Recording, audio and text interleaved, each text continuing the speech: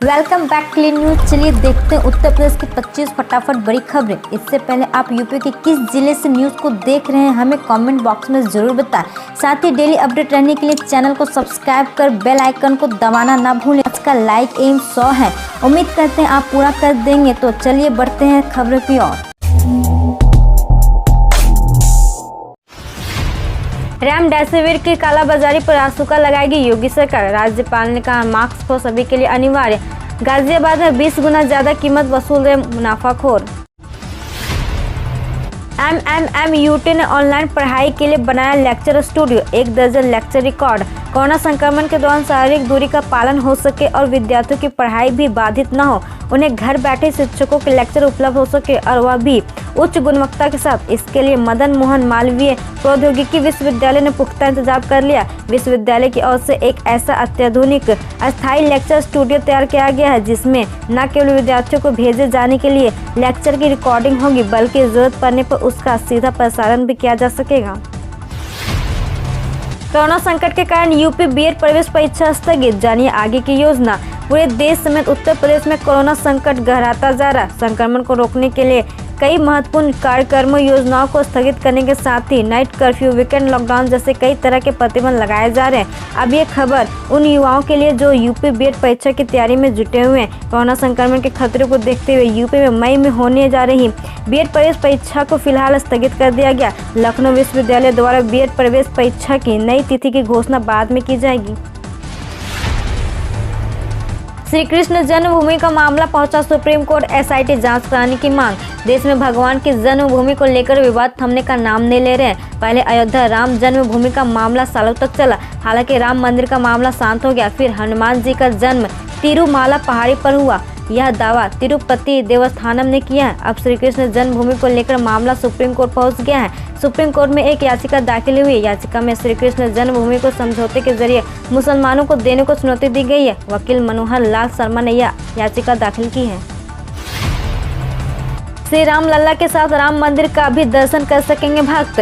श्री राम जन्मभूमि परिसर में भगवान श्री राम लल्ला के साथ राम मंदिर का भी श्रद्धालु दर्शन कर सकेंगे, जिसके लिए स्थायी मंदिर के पास राम मंदिर मॉडल लगाया जा रहा है। राम मंदिर के मुख्य पुजारी आचार्य सत्येंद्र दास के मुताबिक रामनवमी से श्रद्धालुओं के पूजा अर्चन के लिए नई व्यवस्था बनाई जा रही है।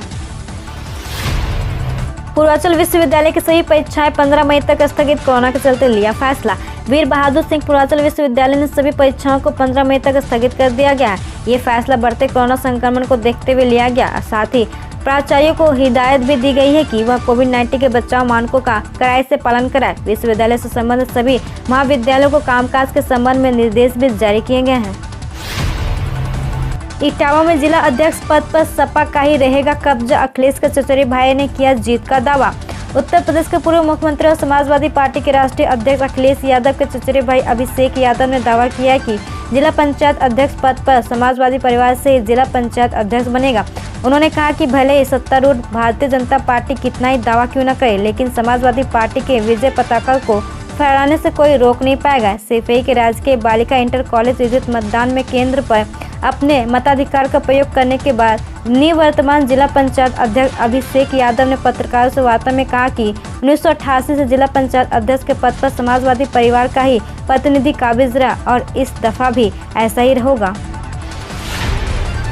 रेल प्रशासन की सख्ती, प्लेटफॉर्म पर फेस कवर करना जरूरी, ट्रेन में बिना मास्क के बैठने की इजाजत नहीं।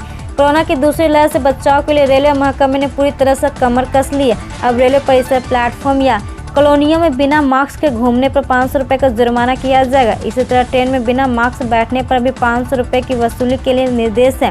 पान गुटखा खाकर थूकने पर भी जुर्माने की राशि निर्धारित की गई है। उत्तर मध्य रेलवे प्रयागराज ने संबंधित स्टेशनों को निर्देश जारी कर दिया गया है। यह जुर्माना टिकट कलेक्टर, स्टेशन अधीक्षक, स्टेशन मास्टर के अलावा कॉमर्शियल विभाग के अधिकारियों द्वारा जुर्माना किया जाएगा। वाराणसी में प्रधानमंत्री के संसदीय कार्यालय में शुरू हुआ कोविड कंट्रोल रूम। जबरदस्त कोरोना संक्रमण से जूझ रहे बनारस की जनता को राहत के लिए प्रधानमंत्री नरेंद्र मोदी के संसदीय कार्यालय में कोविड कंट्रोल रूम बनाया गया। यहाँ पदाधिकारियों की 24 घंटे ड्यूटी लगा दी गई है, जो जरूरत पड़ने पर हर संभव सहायता करेंगे।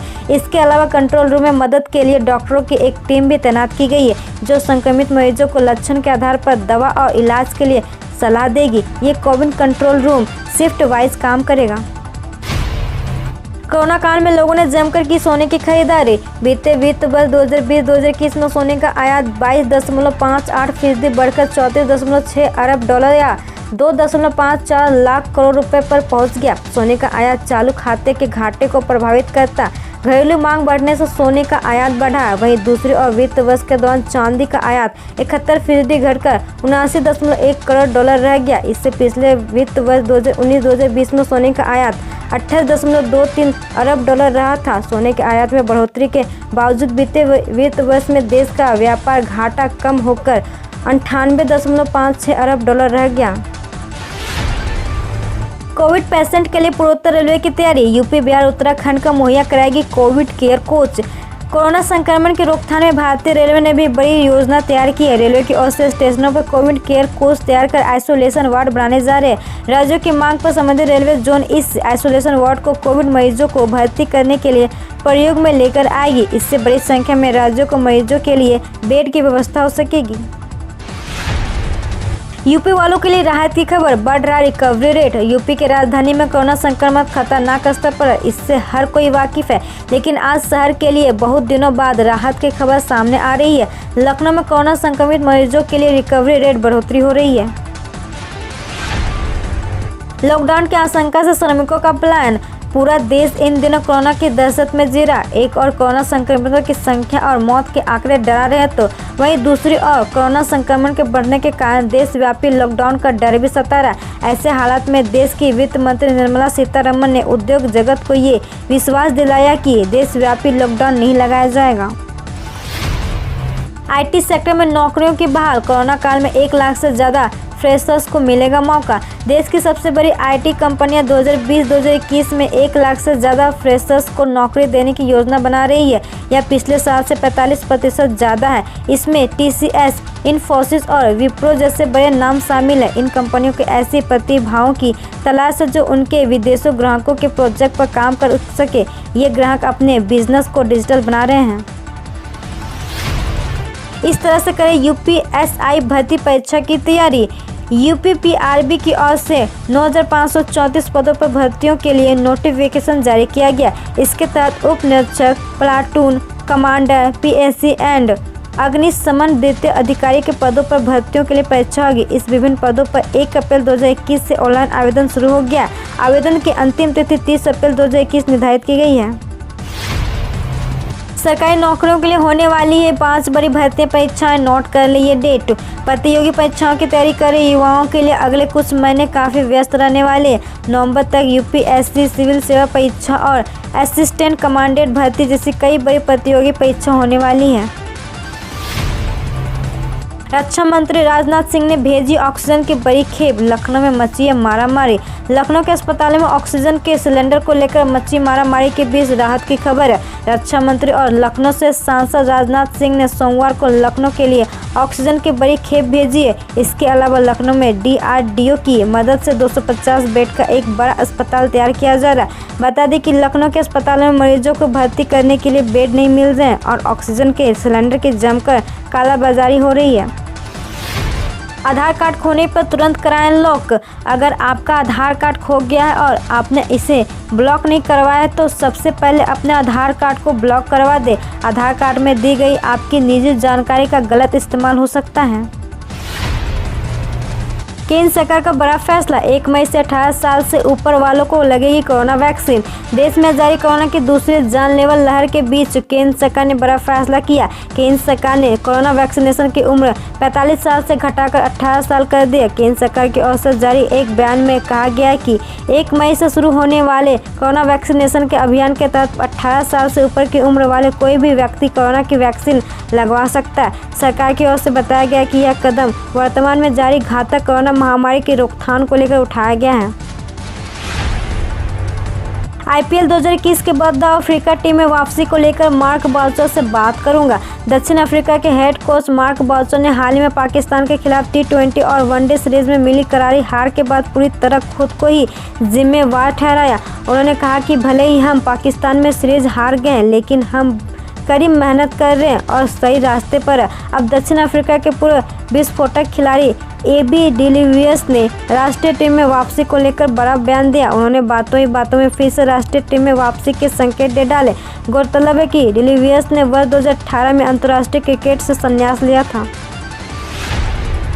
देश के प्रतिष्ठित डॉक्टरों और फार्मा कंपनियों से बात कर रणनीति बनाए पीएम मोदी। देश में कोरोना के बढ़ते खतरे को कम करने के लिए प्रधानमंत्री नरेंद्र मोदी सोमवार को प्रतिष्ठित डॉक्टरों और शीर्ष फार्मा कंपनियों से बात की है ताकि देश में कोविड-19 प्रबंधन को गति दी जा सके। स्वास्थ्य सुविधाओं में इजाफा, वैक्सीनेशन को गति देने और कई जीवन रक्षक दवाओं की कमी को दूर करने के संबंध में इस बैठक में चर्चा हुई। केंद्रीय स्वास्थ्य मंत्रालय का बड़ा फैसला, रेगुलर मेडिकल उपकरणों के लाइसेंस की वैधता 6 महीने एक्सटेंड। केंद्रीय स्वास्थ्य मंत्रालय ने फैसला किया कि 8 सूचीबद्ध चिकित्सा उपकरणों को आयात करने या निर्माण करने के लिए लाइसेंस की वैधता को 6 महीने एक्सटेंड किया जा रहा है। हरिद्वार से लौटे तीर्थ यात्रियों पर रहेगी प्रशासन की नजर। हरिद्वार कुंभ मेले से यात्रियों का लौटना प्रारंभ हो गया। जानकारी के अनुसार जिले से भी कुछ लोग हरिद्वार कुंभ स्नान के लिए गए थे, उनकी जांच पड़ताल शुरू हो गई है। कुंभ स्थल से लौटने के बाद जिले में पहुंचने पर उन्हें उसकी सूचना अनिवार्य रूप से देनी होगी। इसके लिए उन्हें जिला स्तरीय कंट्रोल रूम में अपनी आमद दर्ज करानी होगी। यहां तीर्थयात्रियों के स्वास्थ्य की जांच पड़ताल की जाएगी। इसके बाद उन्हें प्रशासन द्वारा बनाए गए आइसोलेशन सेंटर में रहना होगा। जांच रिपोर्ट नेगेटिव आने के बाद उन्हें अपने घर पर होम क्वारंटीन रहना होगा। जल्द शुरू होने वाली भारतीय स्टेट बैंक में क्लर्क भर्ती। सरकारी नौकरी की तलाश कर रहे युवाओं के लिए एक बड़ी खुशखबरी है कि जल्द ही भारतीय स्टेट बैंक क्लर्क भर्ती के लिए अधिसूचना जारी करने जा रहा है। वे सभी जो एसबीआई क्लर्क भर्ती 2021 का इंतजार कर रहे हैं, उन्हें सलाह दी जा रही है कि वे हर रोज नए अपडेट के लिए आधिकारिक वेबसाइट पर चेक करते रहे। इसमें आपको महत्वपूर्ण तिथियां, आवेदन जमा करने की तिथि के साथ क्लर्क भर्ती से जुड़ी हर एक जानकारी प्राप्त हो जाएगी। नासा ने रचा इतिहास, इंजेन्यूटी हेलीकॉप्टर ने मंगल से भरी पहली उड़ान। अमेरिकी अंतरिक्ष एजेंसी नासा के परसेवरेंस रोवर के साथ मंगल पर पहुंचा इंजेन्यूटी हेलीकॉप्टर ने उड़ान भरते हुए नया इतिहास रच दिया। लाल ग्रह कहलाए जाने वाले मंगल पर इस हेलीकॉप्टर द्वारा उड़ान भरने को लेकर अमेरिका ही नहीं बल्कि पूरी दुनिया में उत्सुकता का माहौल था। नासा के कई चैनलों ने लोगों के लिए इस ऐतिहासिक घटना का सीधा प्रसारण भी किया। आपको बता दें कि इस हेलीकॉप्टर को 6 साल की कड़ी मेहनत के बाद बनाया गया है। हम रोज ऐसे ही न्यूज लाते रहेंगे, तो यदि आपने अभी तक क्लीन न्यूज को सब्सक्राइब नहीं किया है तो पहले फटाफट सब्सक्राइब कर लें, साथ ही बेल आइकन को दबा दें ताकि कोई अपडेट मिस ना हो।